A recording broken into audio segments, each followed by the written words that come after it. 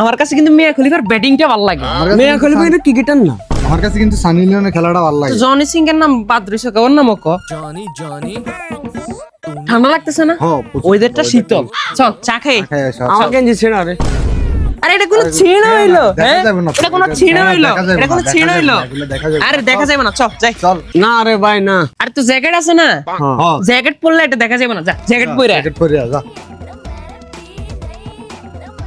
আহ, ও ভাই জীবনে শাহরুখ খান দেখি নাই, কিন্তু আজকে শাহরুখ খান দেখছে আবির খান। চল চল চা খাই। চল চল সিনাতে বুঝে যা। চল। হ্যাঁ যা রে ভাই স্কুলে যা। না না আরে ভাই কি হইছে? আরে ভাই এইটুকু ছিড়া দেখা স্কুলে যাইবো না। এইটুকু চিনার কারণে স্কুলে যাইবো না?